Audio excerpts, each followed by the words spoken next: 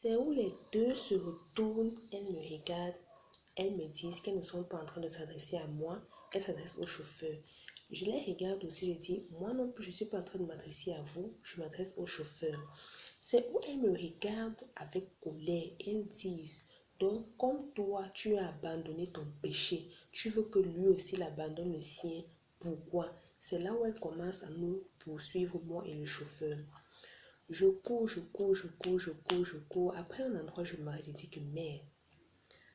Le pasteur nous a dit que Dieu nous a donné la puissance dans notre parole, la puissance de marcher sur nos ennemis, de les écraser, de les piétiner. Je suis donc en train de fuir quoi? Donc toute la puissance qui disait que Dieu m'a donné, machin, tout ça, c'était du vrac.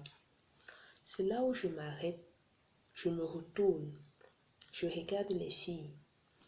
Parce que dans notre semaine de prière, c'était contre l'ennemi, c'était coup pour coup et parole pour parole. Donc j'ai dit à partir de maintenant, si dans mon rêve, tu viens, tu m'attaques avec la parole, je te rends avec la parole. Si c'est avec la force, je te prends avec la force. Si tu veux me dire que tu es puissant, je vais te dire que mon Dieu est plus puissant que le petit Dieu que tu sers là. C'est où donc je me retourne, je les regarde, elles me regardent. Je les regarde, elles me regardent. J'avance maintenant vers eux, vers elles. Elles reculent, elles commencent à faire des pas en arrière. C'est où moi je commence à les poursuivre maintenant. Je les poursuis. J'ai arrêté une. J'ai porté ses pieds et j'ai tapé sa tête contre le goudron. Sa tête a éclaté.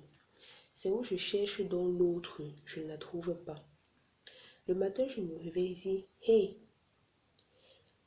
donc, j'étais tellement contente. Imagine-toi un peu en train de poursuivre ton ennemi, en train de poursuivre la personne qui te persécute sans cesse quand tu te couches pour dormir. Imagine un peu la sensation, la joie de ça. Imagine. Donc, on te demande de laisser le péché. Laisse Ismaël, abandonne Ismaël. Tu penses peut-être que non, on invente, c'est pour te faire du mal, c'est parce qu'on ne t'aime pas, c'est moi patati patata. Non, c'est pour ton bien.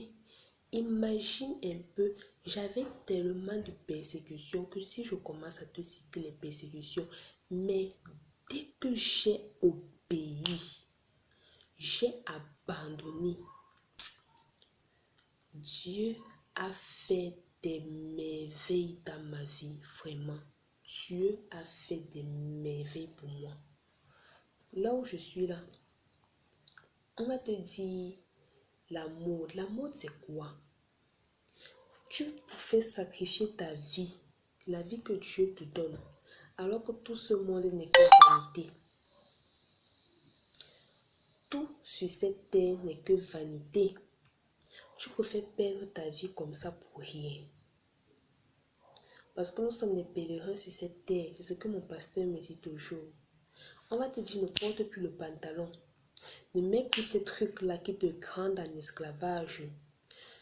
Quand tu portes des boucles, tu vas dire que tu es enfant de Dieu. Qu'est-ce qui montre sur toi que tu es enfant de Dieu?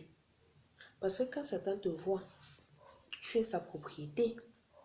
Quand il va venir pour te visiter la nuit, tu vas dire, Satan, je ne veux pas les couches de nuit. Alors qu'il va te dire que mais tu ne veux pas les couches de nuit alors que tu m'appartiens. Tu ne vas pas refuser, il va te faire les couches de nuit, il va bien te faire ça. Tu vas dire, on va te donner les repas de nuit. Tu vas dire non, je ne mange pas, je suis enfant de Dieu. Qu'est-ce qui prouve sur toi que tu es enfant de Dieu? Tu ne reflètes pas la gloire de Dieu. Tu reflètes la gloire de Satan avec tout ce que tu as sur toi. Et qu'il va te donner sa nourriture, tu vas refuser de manger. Tu vas refuser de manger parce que quoi? Parce que tu vas dire que tu es enfant de Dieu. Tu n'es pas enfant de Dieu, tu es sa propriété privée. Et il fait de toi ce qu'il veut, comme il veut, quand il veut, comme il le souhaite. Au moment où ça lui plaît. Parce que tu reflètes la gloire de Satan sur toi. On va te dire, ne mets pas les greffes. On appelle greffes brésiliennes, indiennes, synthétiques.